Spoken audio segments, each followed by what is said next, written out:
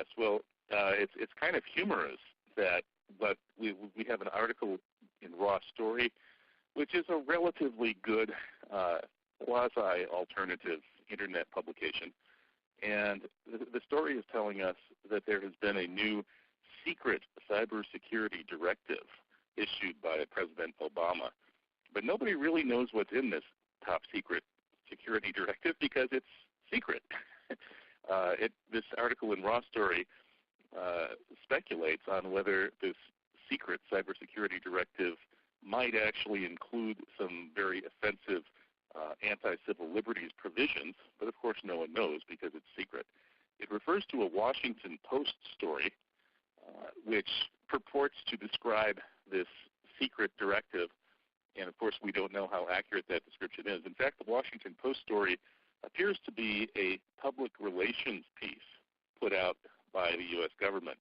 It's very much the way that any totalitarian regime uses its state-owned media or major media to publish its press releases. But the situation is kind of humorous because it's basically claiming that this new cybersecurity directive, which is completely secret, so nobody knows what's in it really, is aimed at stopping what they call cyber terrorism.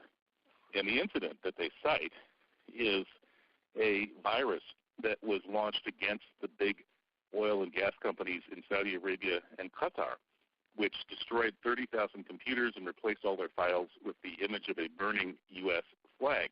Now, whoever did this, I salute them, and I urge people to do more cyber terror attacks exactly like that or even better. On the other hand, for all we know, this and others might be false flags. I don't think this one was. But what they're obviously setting us up for here is they're planning to take down the Internet in order to prevent the truth from gradually awakening the American people and other people of the West. We've had free media growing up in all sorts of corners of the Internet, including Press TV, Veterans Today, What Really Happened, Citizens for Legitimate Government, a large number of these websites that are actually reporting accurate information about what's going on in the world. If the American people ever wake up to what's been done to them, their government, and their Constitution, with such acts as the 9/11 inside job, the murder of President Kennedy by people in their own government, and so many related cases, they will storm Washington, D.C. with torches and pitchforks.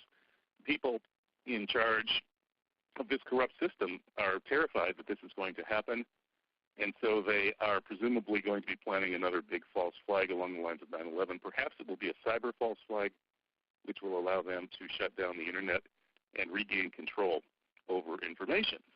So I think that's the background to this bizarre story. But the thing is, we just don't even know what's in this cybersecurity directive. We don't know what they're planning. We're living in an Orwellian world. All we really know is that the powers that be are incredibly corrupt and working against us. And we need to wake up, learn what's really going on, and mobilize to overthrow them.